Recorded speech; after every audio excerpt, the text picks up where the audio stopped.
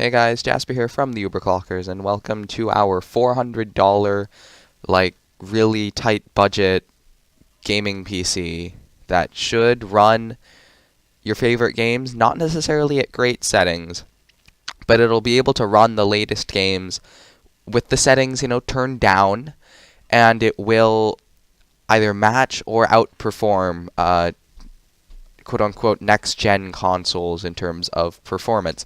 Plus, it's a PC, so, yeah. Anyway, $400. Remember, you can overclock this thing, and I recommend overclocking it just because you're going to get more performance for your money and stuff like that. So, yeah. I hope you guys enjoy. Remember to like and subscribe. Okay, so for the CPU, we have the Athlon X4, well, the AMD Athlon X4 860K 3.7 GHz quad-core processor. For $70, this is a great processor for, like, the price. It's a great bang for the buck processor. It's not the best quad-core out there, but let me tell you this. So, if you're using this as kind of an alternative to a video game console, the consoles have 8-core 8-core AMD processors, which have 8 weakling cores instead of the probably stronger 860K cores. So it should give you better performance in gaming because more powerful cores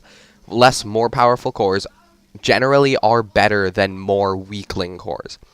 And for $70, that's the 860K.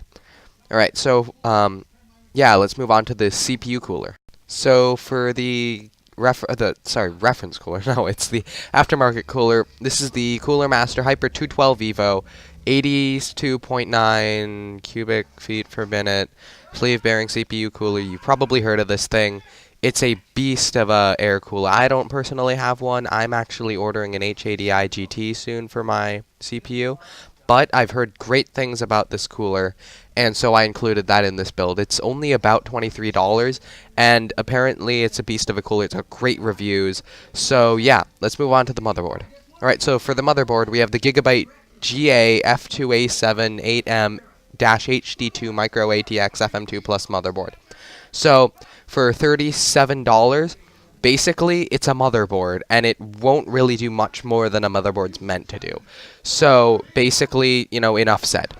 So, for the memory, we have two 4GB sticks of Team Elite 4GB DDR3 1600 memory, and these are actually bought separately, which is the funny thing. So, but when it adds up, it's about, like, $36, which is pretty cheap for DDR3 1600 8 gigabytes of RAM, which are normally $5 to $10 more. All right, so yeah, that's the memory. It's actually decent looking memory. So it's DDR3 1600. But anyway, let's move on to the storage. All right, so for the storage, we have the Hitachi UltraStar 750 gigabyte 3.5 inch 7200 RPM internal hard drive. And for $35, you're getting a 750 gig hard drive, which isn't exactly a terabyte. It's not the 1 terabyte Western Digital Blue I put into earlier builds, but it's 750 gigabytes, so that should store a lot.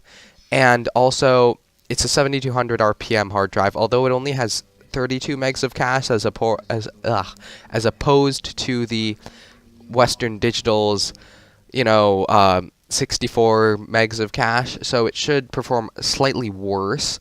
But if you're building a budget gaming PC, the least thing to worry about is the performance of your hard drive. Anyway, let's move on to the video card. Alright, so for the video card, we have the XFX Radeon R9 380 2GB double dissipation video card. I normally don't get video cards from XFX because they don't have the... I haven't heard the greatest things about them, but, it's a R9 380. The 860K, I believe, might bottleneck it. It might slow it down a little bit.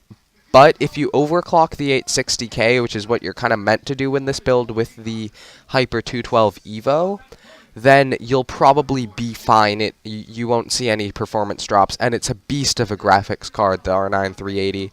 So it will outperform, today's quote-unquote next-gen consoles, which, I mean, in PC come on, like, by PC standards, those things aren't that fast. So, yeah, that's the XFX Radeon R9 380. That's $164, and yeah, let's move on to the case. So for the case, we actually have a case power supply combo, and it's the Cooler Master TC102 ATX mid-tower case with 500-watt power supply. And for $38, this is a great deal. The power supply is not going to be the greatest thing out there, but, I mean, have you thought about it? For $38, you're getting a case and a power supply. You're saving a lot of money on this rig, and I do recommend, if you're on a tight budget, get a case power supply combo. Definitely get a case power supply combo, because that's going to save you a lot of money. The power supply is not the greatest thing in the world, as I said before, but it will work. Anyway, let's move on to the end. Anyway, well, thanks for watching, guys. Sorry for uploading this video so late. I haven't had time during the weekends, so I'll try to, upload more quickly next week, but, until then, I'll be planning more great videos, and I'll see you guys next time. Thanks for watching, and leave a like if you want to see a budget Skylake build.